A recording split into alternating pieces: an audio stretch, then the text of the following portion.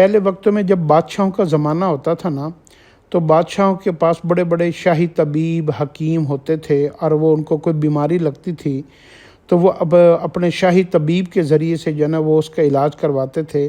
جیسے حضور صلی اللہ علیہ وسلم نے جب دین کی دعوت کے لیے ایک اپنا قاصد کو بھیجا نا روم کے بادشاہ ہرقل کے پاس، تو اس نے بدلے میں تحفے کے طور پر ایک طبیب بھیجا، ایک حکیم بھیجا کہ عربوں کے پاس کوئی حکیم نہیں ہے، تو میرا ایک طبیب ایک تحفے کے طور پر بھیجا۔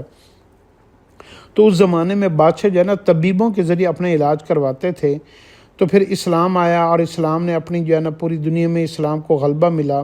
تو پھر جو بعد میں بادشاہ آئے وہ بھی جو ہے نا انہوں نے بھی شاہی طبیبوں کا رواج قائم رکھا اور حکیموں کے ذریعے سے اپنا علاج کروایا۔ اس وقت یہ میڈیکل ڈاکٹر تو نہیں نکلے تھے، یہ میڈیکل کی لائن ایلوپیتھک تو سارا پچھلے 40-50 سالوں سے کی ایجاد ہے، تو یہ 60 سالوں کی ہوگی۔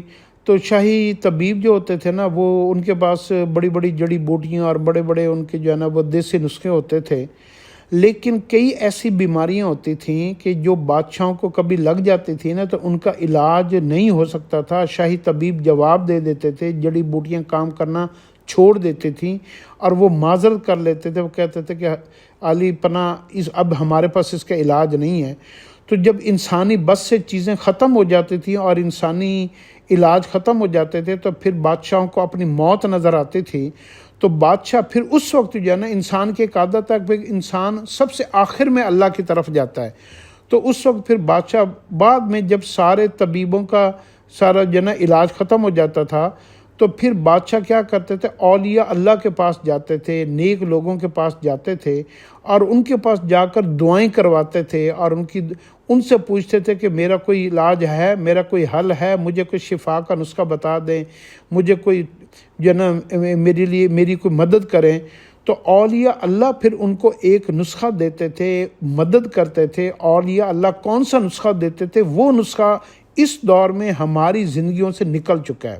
وہ نسخہ کون سا ہے؟ وہ نسخہ یہ ہے کہ اس نسخے میں کہ اولیاء اللہ بادشاہوں کو بتاتے تھے کہ تم کیا کرو کہ تم رستے میں پانی کی سبیل لگا دو، تم جو ہے نا فقیروں کو کھانا کھلانا شروع کر دو، غرباء کو کھانا کھلانا شروع کر دو، تم صلہ رحمی شروع کر دو۔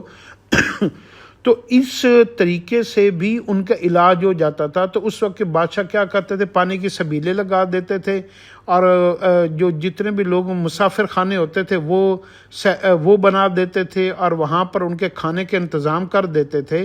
تو ان 2-3 کاموں سے کچھ عرصے بعد کینسر جیسی بڑی بڑی بیماریاں ان کے بدن سے ختم ہو جاتی تھیں، حالانکہ کوئی دوائی نہیں کھائی ہوئی ہوتی تھی، کوئی ٹیوبیں، کوئی جڑی بوٹیاں، کوئی مرہم، کوئی پٹی، کچھ نہیں کیا ہوتا تھا، صرف اس عمل کے ذریعے سے بھی اللہ شفا دیتے تھے۔